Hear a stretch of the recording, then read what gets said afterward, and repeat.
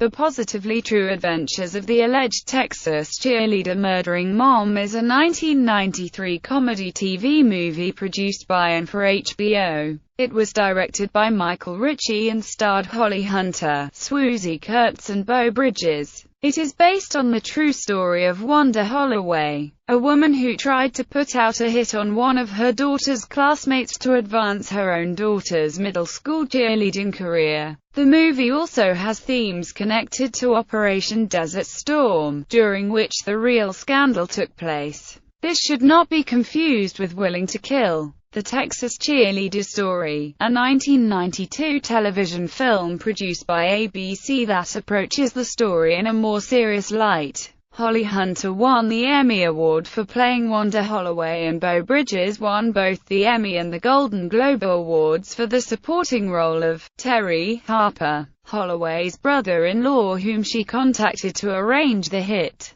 Plot summary: when Wanda Holloway was a teen, her father forbade her from trying out for her school's cheerleading team. Many years later, when Wanda had a daughter of her own, she was determined that her daughter would fulfill the dream she was denied and became a cheerleader, which would allow Wanda to make up that part of her childhood by reliving it through her daughter. The film takes place in Channelview, Texas. Wanda enrolls her daughter, Shanna, in various dance and gymnastics classes in order to enhance her prospects of becoming a cheerleader. She forces Shanna to practice for hours on end, despite sickness or injury. Wanda's best friend, Verna Heath, and her daughter, Amber, live next door to the Holloway family. Amber is the same age as Shanna and the two teenagers become friends. Verna had been a successful varsity twirler when she was young and holds the same ambition as Wanda for her own daughter. Leading up to the cheerleading tryouts, jealousy sparks between Wanda and Verna, despite the fact that their daughter's friendship remains solid.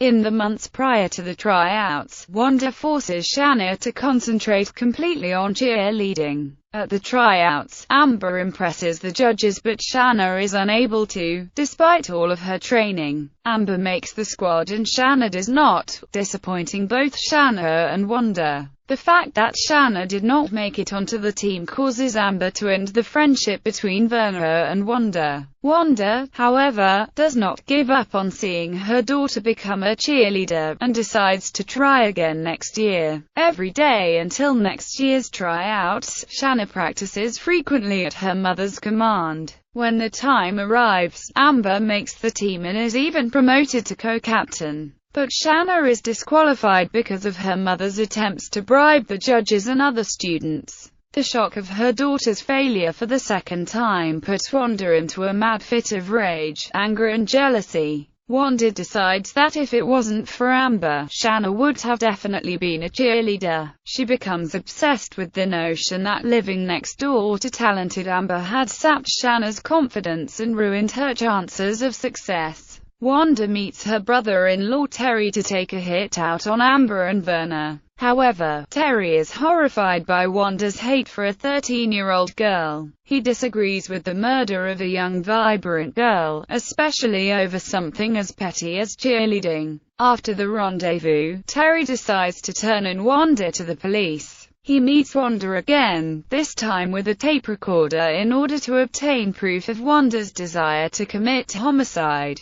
Terry sends the recorded message, along with background information, to the police. Wanda serves only 6 months for the attempted murder of Amber. In the end, Shanna decides it would be best to quit trying out for the cheerleading team. Presently, Shanna and Wanda reside in California, where Shanna is taking classes in modeling, singing and acting. Wanda hopes that one day, her daughter will be a famous Hollywood actress, no matter what it takes. Reception for the film was positive. Entertainment Weekly. Both film critics Rob Gonsalves and FilmCritic.com's Christopher Null praised the movie, with Null stating, "The movie gets its real kick when it comes time for everyone to sell their rights to Hollywood."